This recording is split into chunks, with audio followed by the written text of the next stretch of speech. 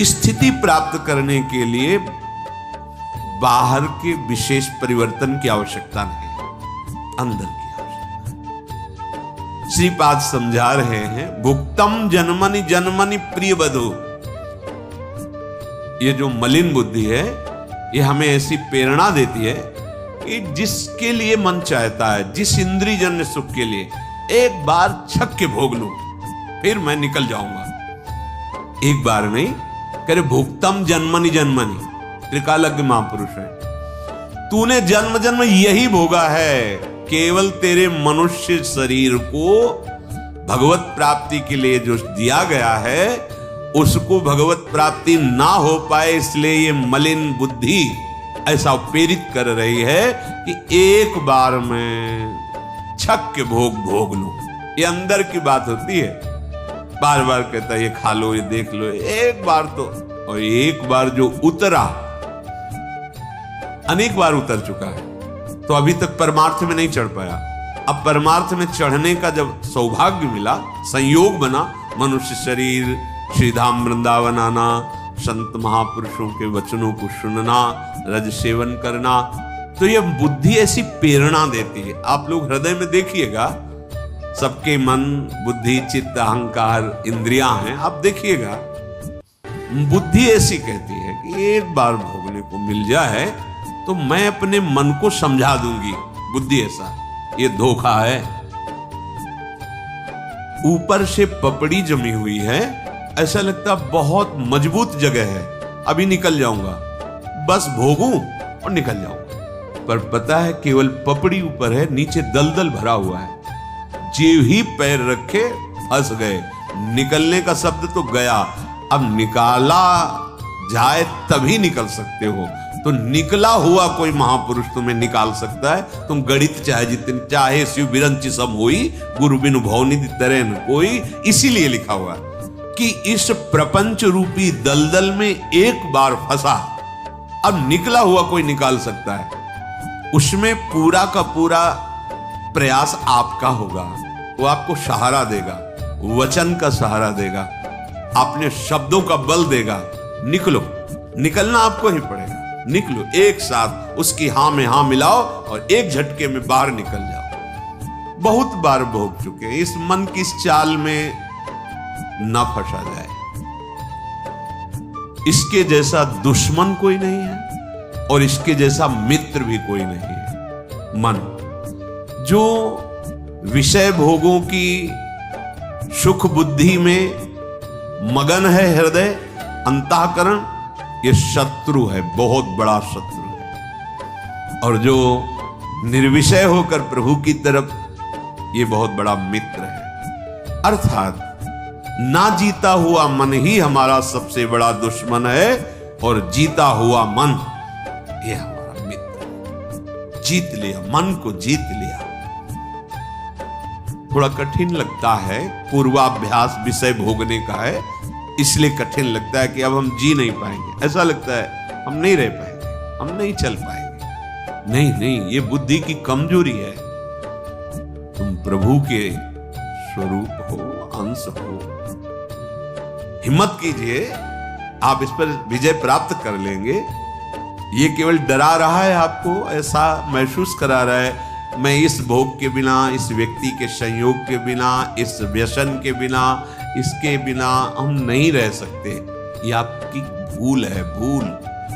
आप असंग हो, आपको किसी की जरूरत नहीं। आप थोड़ा तो समझिए, आप जिस समय अपने स्वरूप में आ जाएंगे तो कुछ है ही नहीं जो आपको परास्त कर सके।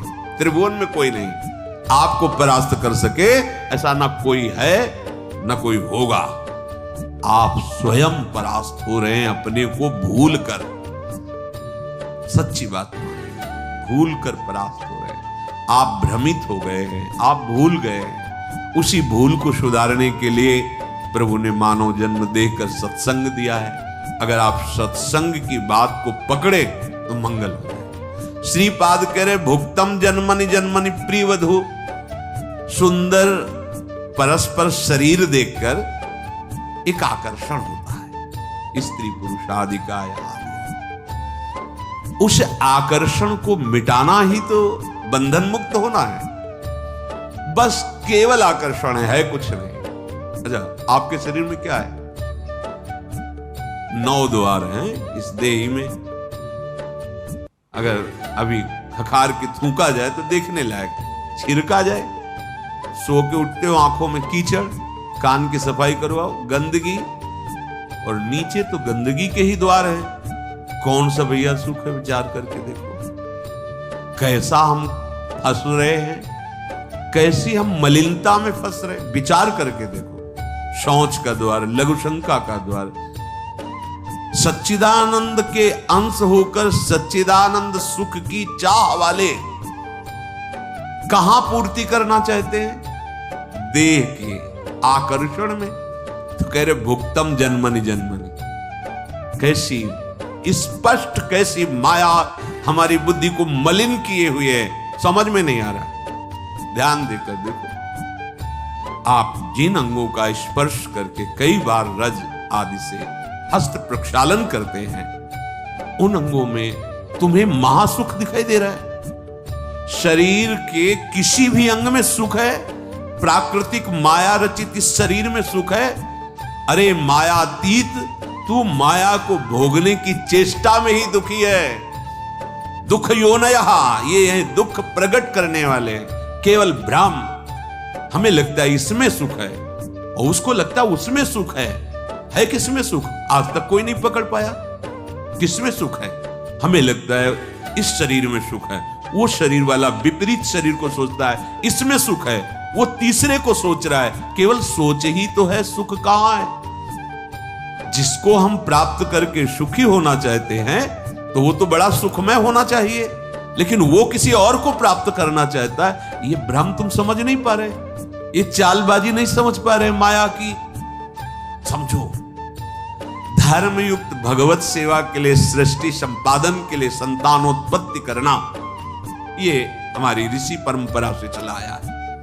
ये एक तरह से भगवान की सेवा हो जाएगी।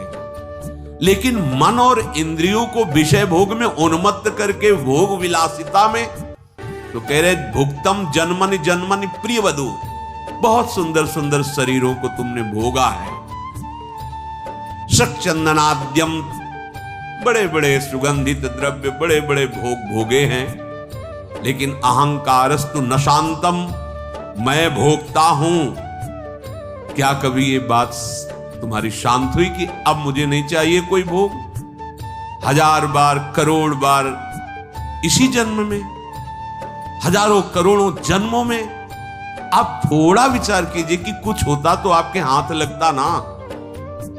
ये जो तात्कालिक सुख लगता है, ये भ्रम के कारण लगता है। एक उदाहरण में संत भगवान बता रहे थे, जैसे एक कुत्ते ने सूखी हड्डी किसी जानवर की देखी, वो उठा के एकांत की तरफ भागा कि कहीं दूसरा कोई श्वान कुत्ता इसे छीन न ले। और जब वो खाने लगा तो उसमें कुछ था नहीं, उसी के गलफरों से खून निकला और उस हड्डी में दिखाई दिया। अब वो और आवेश में खा रहा है तो वो खून और दिखाए, उसको अपने ही खून से ऐसा उसको लग रहा है कि इसमें रक्त है, मतलब मुझे पावर मिल रहा है, मुझे सुख मिल रहा है उस सूखी हड्डी में। ठीक ऐसे ही आपके भ्रम से, आपकी जीवनी शक्ति के क्षीण होने से आपको भ्रम हो गया कि आपको सुख हो रहा है। बिल्कुल, अब समझ आ जाए तो अब इतनी मलिन बुद्धि है कि ये सब सुनने के बाद भी वो राजी वहीं रहेगी। अगर इसे बचा सकता है तो केवल भगवान नाम बचा सकता है। नाम बल अगर हृदय में जागृत हो गया, सच्ची, चाहे जितना ज्ञान बघारो, बातें करो, वैराग्य की बातें करो, ये भोग इतने प्रबल हैं कि अगर नाम जप नहीं चल रहा है तो फंस जाओगे।